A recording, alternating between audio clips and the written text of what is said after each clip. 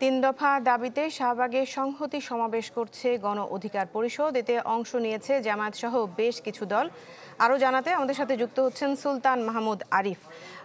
আরিফ, এই যে সংহতি সমাবেশ হচ্ছে, বেশ কিছু দল এতে অংশ নিয়েছে, কি হচ্ছে এই সমাবেশে সব মিলিয়ে বলবেন। প্রাণ কফি ক্যান্ডি, কররা কফির কঠিন স্বাদে হাইকে বলো বাই।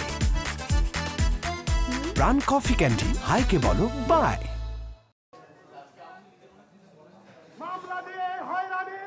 মূলত গণ অধিকার পরিষদ তিন দফা দাবিতে আজকের এই সংহতি সমাবেশ করছেন। তাদের প্রথম নাম্বার দাবি হচ্ছে গণ অধিকার পরিষদের যে সভাপতি নুরুল হক নুরুলকে কিছুদিন আগে তিনি হামলার শিকার হয়েছেন। এই হামলার সাথে যারা জড়িত তাদেরকে যেন আইনের আওতায় আনা হয়, শাস্তির ব্যবস্থা করা হয়, এই দাবি তারা তুলছেন। পাশাপাশি আওয়ামী লীগের দোষর উল্লেখ করে জাতীয় পার্টি এবং 14 দলের বিচার নিবন্ধন বাতিল এবং তাদের রাজনীতি নিষিদ্ধ করা এবং পাশাপাশি ব্যর্থতার দায়ে স্বরাষ্ট্র উপদেষ্টা পদত্যাগ, এই তিন দফা দাবিতে মূলত আজকের এই সংহতি সমাবেশটি তারা পালন করছেন শাহবাগ জাতীয় জাদুঘরের সামনে।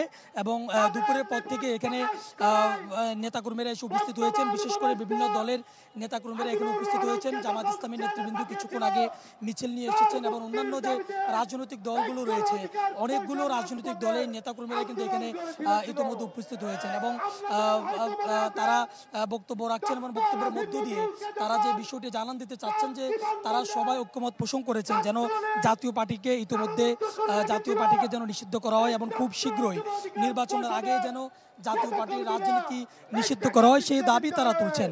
এবং নেতাকর্মীরা বলছেন যে আগামী নির্বাচনকে সুষ্ঠু নিরপেক্ষ করার জন্য তারা সবাই একসাথে মাঠে থাকবেন এবং ঐক্যবদ্ধভাবে থাকার যে বিষয়টা সেটি মূলত আজকের এই গণসংহতি সমাবেশের মধ্য দিয়ে তারা জানান দিতে চাচ্ছেন। মূলত তিন দফা দাবি অর্থাৎ নুরুল হক নুরুলকে হামলাকারীদের শাস্তি এবং স্বরাষ্ট্র উপদেষ্টার পদত্যাগ এবং আওয়ামী লীগ সহ 14 দলের নিবন্ধন বাতিলের রাজনীতি নিষিদ্ধ করা, এই বিষয়গুলো নিয়ে এখানে সংহতি সমাবেশ ইতিমধ্যে যতগুলো রাজনৈতিক দলের নেতারা বক্তব্য দিয়েছেন তারা সবাই একমত পোষণ করেছেন। কিছুক্ষণের মধ্যে অন্যান্য দলের নেতাকর্মীরা বক্তব্য দিবেন, তখন এখান থেকে নতুন করে তথ্য দেওয়া যাবে।